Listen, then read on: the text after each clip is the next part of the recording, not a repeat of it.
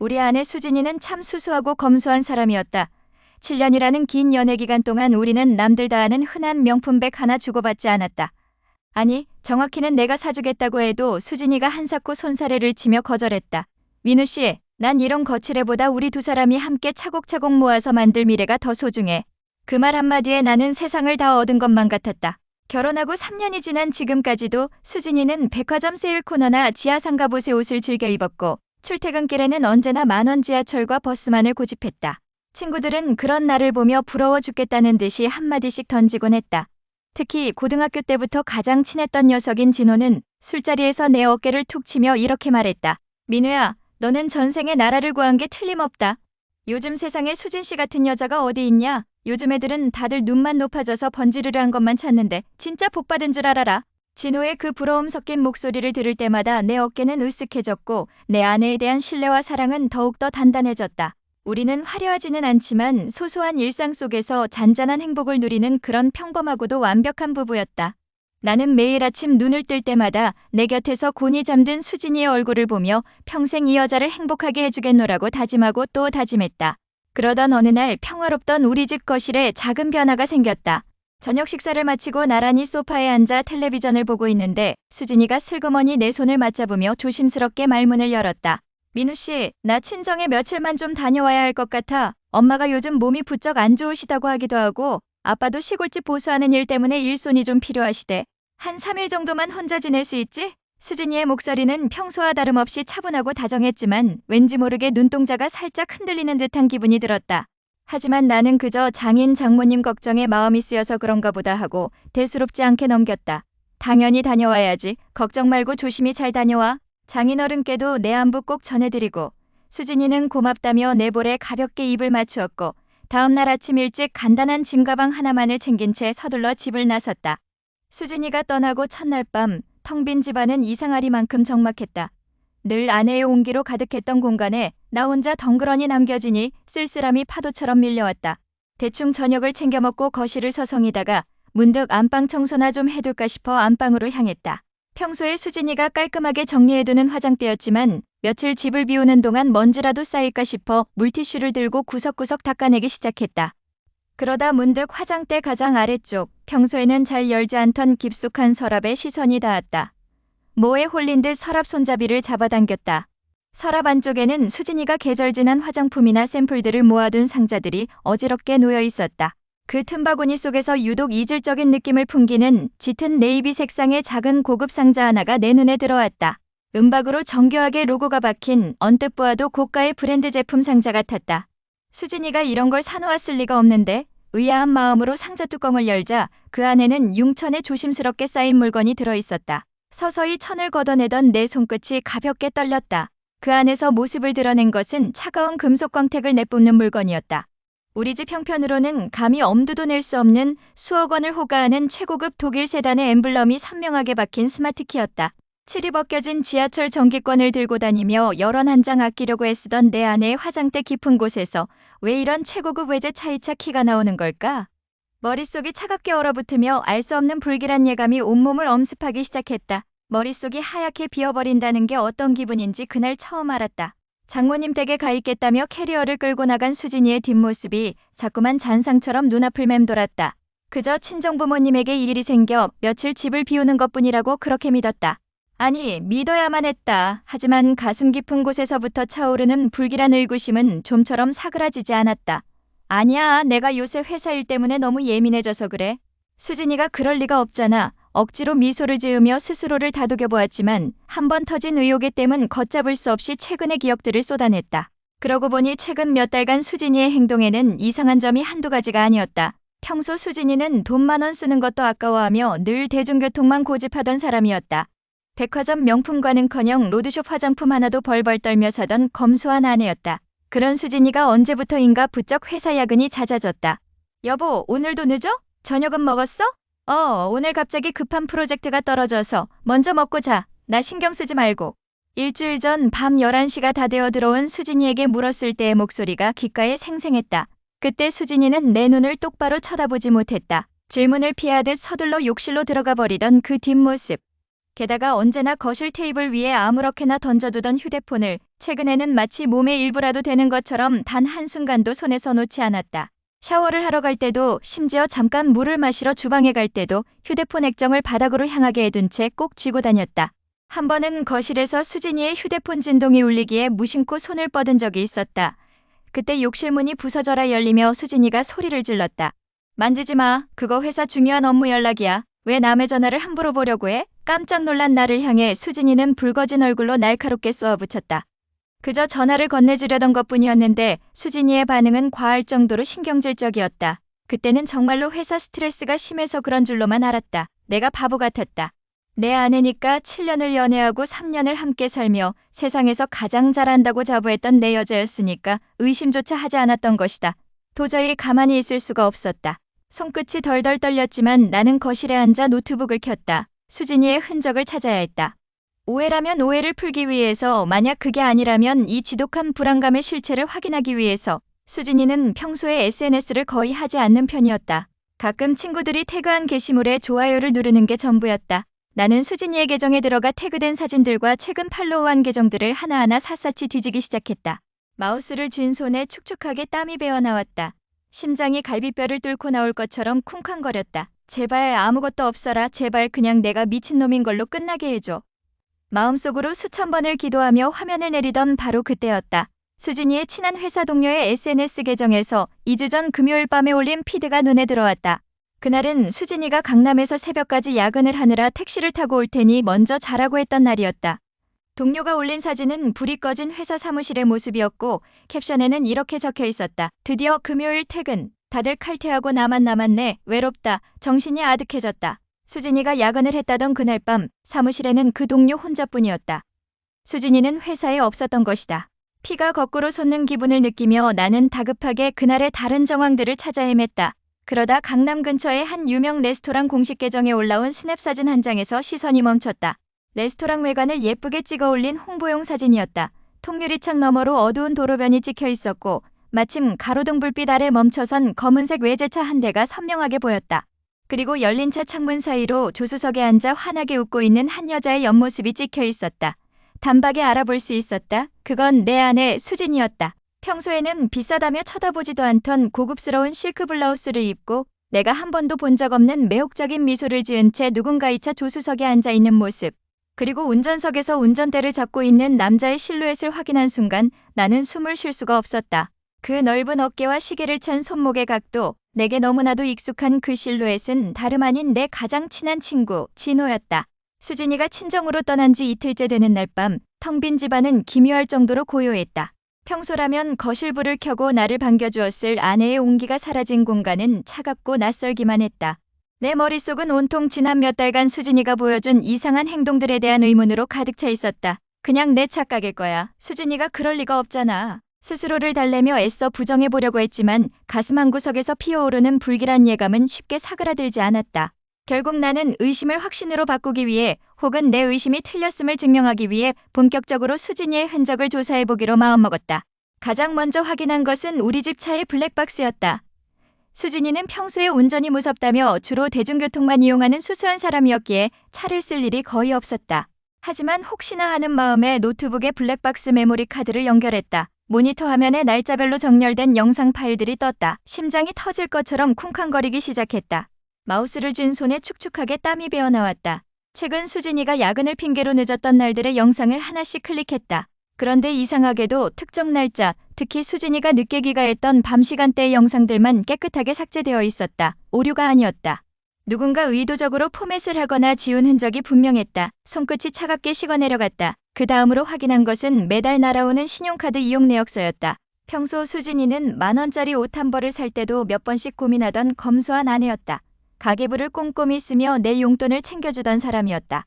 하지만 최근 몇 달간의 상세 내역을 들여다보니 내 눈을 의심케 하는 소비 기록들이 가득했다. 백화점 명품관, 최고급 호텔 라운지, 그리고 우리 동네와는 전혀 상관없는 낯선 동네의 고급 레스토랑 결제 내역까지. 그동안 내가 알던 아내의 모습은 어디로 간 걸까?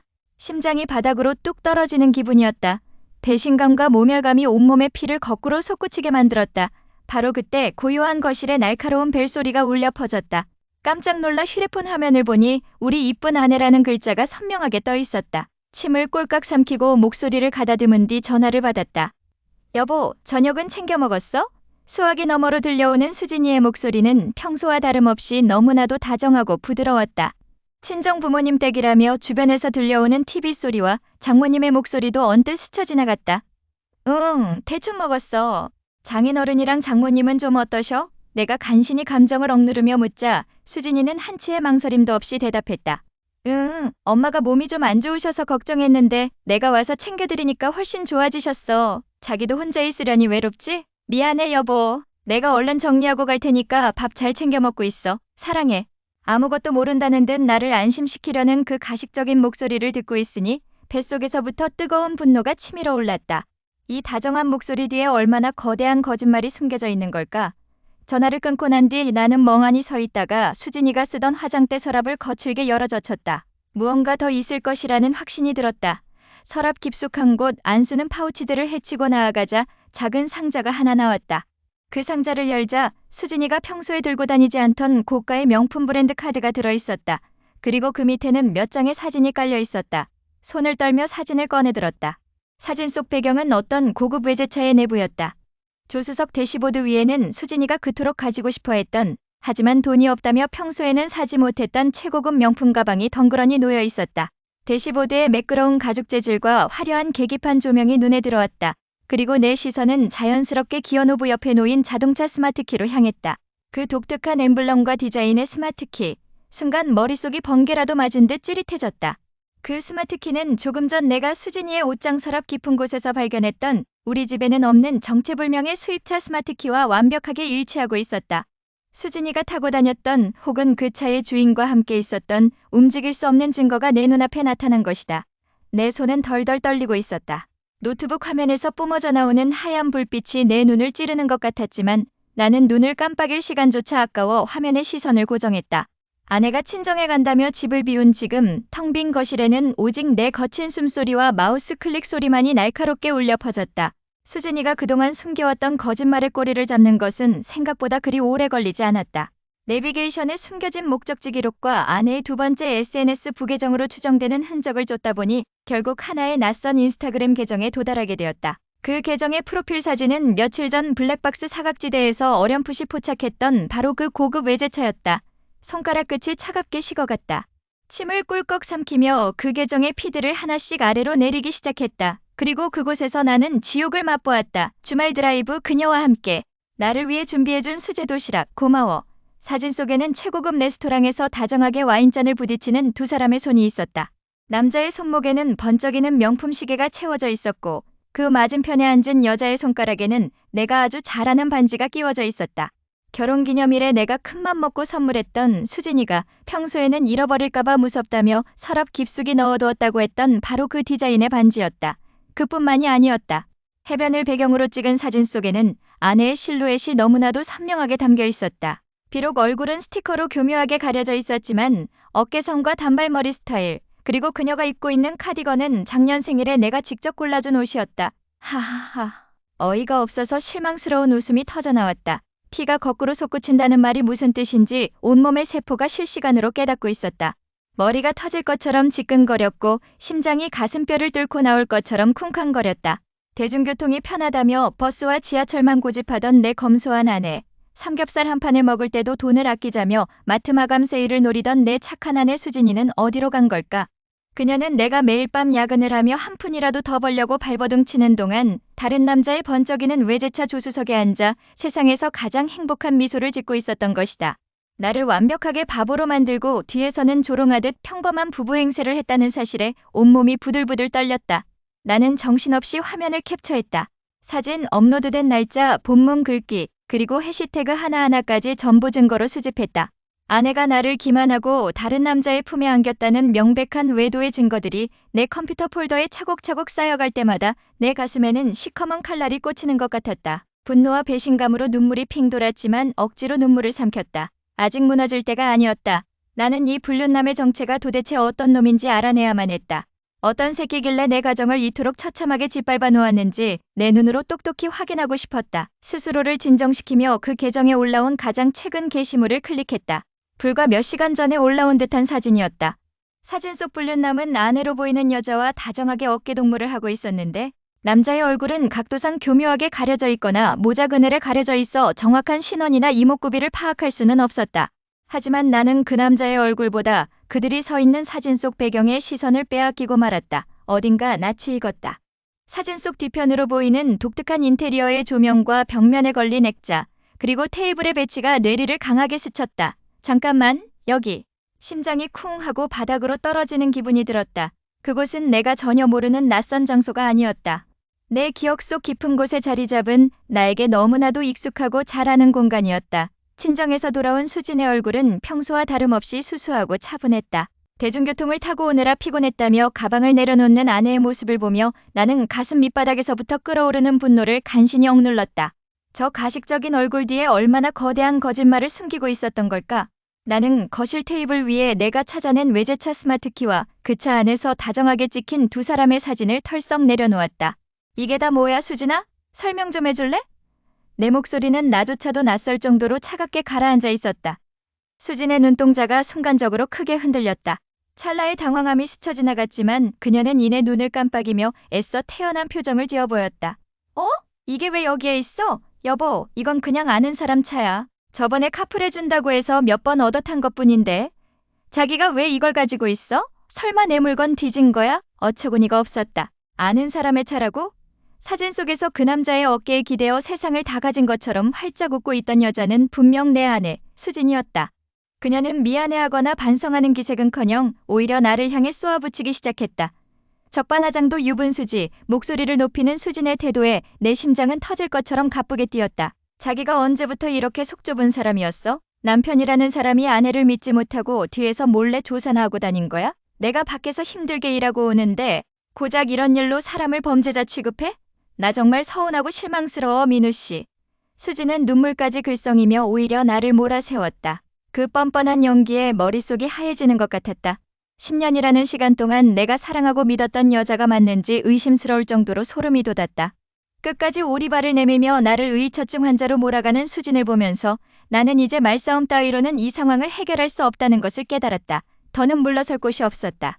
나는 부들부들 떨리는 손으로 내 휴대폰을 꺼내들었다. 사진 속 외제차 소유주의 SNS 계정에서 알아내 차단 목록에 저장해두었던 그 남자의 연락처를 화면에 띄웠다. 이 추악한 연극을 끝내기 위해서는 진짜 주연 배우를 이 자리에 불러내야만 했다. 나는 수진의 파랗게 질린 시선을 정면으로 받아내며 그 번호로 통화 버튼을 꾹 눌렀다. 신호음이 울리기 시작했다. 그날 밤 수진과의 숨막히는 대치 끝에 나는 결국 한 통 구문자를 보냈다. 불륜남의 SNS를 통해 알아낸 번호였다. 당장 만나지 않으면 수진의 직장은 물론이고 모든 곳에 이 사실을 터뜨리겠다고 협박 섞인 메시지를 남기자 상대는 의외로 순순히 약속 장소를 보내왔다. 으스윽한 외곽의 한 카페 주차장, 심장이 터질 것처럼 쿵쾅거렸다. 내 인생을 송두리째 흔들어 놓은 그 빌어먹을 새끼의 얼굴을 내 눈으로 직접 확인하고 멱살이라도 잡아야 직성이 풀릴 것 같았다. 어둠이 짙게 깔린 주차장에 차를 대고 차 문을 열었을 때 저 멀리 익숙한 외제차가 보였다. 그리고 그 운전석에서 내리는 한 남자의 실루엣. 멀리서 걸어오는 그의 걸음걸이, 체형, 심지어 입고 있는 옷의 스타일까지 어딘가 모르게 너무나 낯이 익었다. 설마 아니겠지. 내 머릿속에 스쳐 지나가는 불길한 예감을 부정하며 나는 침을 꿀꺽 삼켰다. 하지만 그 남자가 가로등 불빛 아래로 걸어나와 얼굴을 드러낸 순간 나는 그대로 얼어붙고 말았다. 민우야, 내 입에서 터져나온 이름은 다름 아닌 진호였다. 고등학교 때부터 내 모든 비밀을 공유하고 힘들 때마다 소주잔을 기울이던 나의 가장 친한 친구, 진호. 머릿속이 하얘지고 온몸의 피가 전부 빠져나가는 기분이었다. 다른 사람도 아니고 어떻게 내 가장 소중한 친구가 나한테 이럴 수가 있나? 배신감에 부들부들 떨리는 주먹으로 진호의 얼굴을 그대로 갈겼다. 진호는 바닥에 뒹굴며 입술 터진 피를 닦아냈다. 너 미쳤어? 내가 어떻게 나한테 이래? 수진이가 누구 와이프인지 몰라? 내가 인간이야? 내가 미친 듯이 소리를 지르며 진호의 멱살을 잡아 흔들자 진호는 죄인처럼 고개를 숙인 채 눈물 섞인 목소리로 자백하기 시작했다. 그런데 그의 입에서 나온 이야기는 내가 예상했던 것보다 훨씬 더 잔인하고 충격적이었다. 미안하다 민우야. 정말 미안해. 근데 진짜 처음부터 내가 그러려고 했던 게 아니야. 나 진짜 안 그러려고 도망쳤었어. 뭐? 도망쳐? 그게 무슨 개소리야. 수진 씨가 먼저 나한테 다가왔어. 내가 회사 일로 바쁠 때마다 외롭다면서 나한테 연락했고 나를 유혹했어. 나도 처음엔 미쳤냐고 밀어냈는데 수진 씨가 계속 밀어붙이니까 나도 모르게 눈이 뒤집혔어. 진호의 입에서 나온 아내의 모습은 내가 알던 수진이가 아니었다. 겉으로는 수수하고 대중교통만 고집하며 열언 한 장 아끼던 그 검소한 여자가 뒤로는 내 가장 친한 친구를 적극적으로 유혹했다니. 하지만 진짜 충격적인 반전은 그 다음이었다. 내가 증거로 잡았던 그 수천만 원짜리 비싼 외제차의 진실이었다. 그리고 그 차, 내 차 아니야. 그거 수진 씨가 사준 거야. 수진 씨 친정부모님이 남겨주신 유산이 생각보다 엄청 많았대. 너한테는 비밀로 하고 숨겨둔 비자금이 수억 원이 넘는다고 했어. 그 돈으로 나한테 그 외제차 선물하면서 자기랑 몰래 만날 때만 타라고 한 거야. 수진 씨가 다 계획한 거라고. 진호의 고백이 이어질수록 내 발밑에 세상이 통째로 무너져 내리는 것 같았다. 친정부모님이 남긴 막대한 유산 비자금, 남편 몰래 숨겨둔 수억 원의 돈, 그리고 그 돈으로 내 친한 친구에게 외제차를 사주며 바람을 피운 아내. 내가 매달 생활비가 모자랄까봐 용돈을 아꼈으며 절절맸던 그 모든 시간 동안 수진이는 완벽한 가면을 쓴 채 뒤에서 나를 비웃고 있었던 것이다. 내 인생의 가장 소중한 두 사람이 나를 철저하게 속이고 완벽한 바보로 만들며 비웃고 있었다는 잔인한 판도라의 상자가 마침내 내 눈앞에서 완전히 열려버렸다. 진호의 입에서 나온 잔인한 진실은 내 심장을 갈기갈기 찢어놓았다. 내가 그토록 사랑하고 신뢰했던 아내 수진이 겉으로는 대중교통만 고집하며 검소한 척 연기를 하던 내 아내가 사실은 나 몰래 엄청난 비자금을 숨겨두고 있었고 심지어 그 돈으로 내 가장 친한 친구에게 외제차를 사주며 유혹했다니. 머릿속이 핑 돌며 세상이 무너져 내리는 것 같았다. 하지만 진짜 지옥은 그 사실을 알게 된 이후부터 시작되었다. 증거를 들이밀며 분노하는 나를 향해 수진의 얼굴에서는 미안함이나 죄책감 따위는 찾아볼 수 없었다. 오히려 수진은 눈을 차갑게 빛내며 적반하장으로 소리를 질렀다. 그래, 다 알았으면 시원하겠네? 그런데 민우 씨, 내가 무능해서 내가 딴 마음 먹은 생각은 안 해? 겨우 쥐꼬리만한 월급 받아오면서 나한테 최고급 아파트에 명품백 하나 턱턱 못 사준 게 누구인데? 내가 내 돈으로 내 인생 즐기겠다는데 내가 무슨 상관이야? 수진은 뻔뻔하게도 자신의 불륜을 나의 무능함 탓으로 돌렸다. 그뿐만이 아니었다. 수진은 곧바로 자신의 친정 가족들을 동원하기 시작했다. 장인과 장모, 처남까지 우리 집으로 들이닥쳐 나를 향해 손가락질을 해댔다. 김서방, 자네 정말 실망이네. 우리 수진이가 얼마나 착하고 순진한 아이인데 겨우 친구랑 비즈니스 때문에 몇 번 만난 걸 가지고 이렇게 사람을 잡나? 요즘 세상에 의처증도 병이야 병. 당장 병원 가서 정신과 상담이나 받아봐. 장모는 혀를 찢찢하며 나를 미친 사람 취급했고 처남은 멱살이라도 잡을 기세로 나를 윽박질렀다. 순식간에 나는 멀쩡한 아내를 의심하고 괴롭히는 끔찍한 의처증 환자가 되어 있었다. 더욱 기가 막힌 것은 내 믿었던 친구 진호의 행동이었다. 진호는 고등학교 동창들이 모여있는 단체 대화방과 주변 지인들에게 먼저 선수를 쳐서 여론전을 펼쳤다. 야, 민우 그 자식 요즘 회사 일 때문에 스트레스가 심한지 정신이 좀 이상해진 것 같다. 자기 와이프가 나한테 주식 투자 자문 좀 구했다고 둘이 바람 피운다고 동네방네 소문내고 다녀. 나 진짜 억울해서 미치겠다. 다들 민우 전화 오면 조심해라. 애가 완전히 돌았어. 진호가 퍼뜨린 악의적인 거짓말은 순식간에 번져나갔다. 어제까지만 해도 내 편을 들어줄 것 같던 친구들이 하나둘 내 전화를 피하기 시작했고 나를 바라보는 시선에는 동정이 아닌 불쾌함과 의심이 가득 찼다. 내가 수집한 증거들을 보여주며 해명하려 했지만 이미 미친 의처증 남편이라는 프레임이 씌워진 내 말은 누구도 귀담아 듣지 않았다. 직장 내에서까지 이상한 소문이 돌기 시작하면서 나는 사회적으로 완전히 매장당할 위기에 처했다. 주변의 모든 사람이 나를 향해 등을 돌린 채 손가락질을 하는 것만 같았다. 피눈물이 흘렀다. 철저하게 고립된 채 내 방 침대에 주저앉아 떨고 있는 내게 휴대폰 진동 소리가 잔인하게 울렸다. 수진에게서 온 메시지였다. 메시지와 함께 도착한 파일은 이혼서류였다. 내 비자금은 친정에서 물려받은 내 고유재산이니까 내 놈한테는 단 한 푼도 줄 수 없어. 억울하면 법대로 하든가. 빈털터리로 몸만 나가기 싫으면 조용히 도장 찍어. 사면 초과. 세상에 나 혼자만 남겨진 듯한 극심한 외로움과 공포, 그리고 온몸을 불태울 것 같은 증오 속에서 나는 서류를 쥔 채 바들바들 떨 수밖에 없었다. 처음에는 하늘이 무너져 내리는 것 같았고 내 모든 세상이 통째로 부정당하는 기분이었다. 나를 철저하게 기만하고 그것도 모자라 의처증 환자로 몰아세우며 주변 사람들까지 선동해내 숨통을 조여오던 수진과 진호.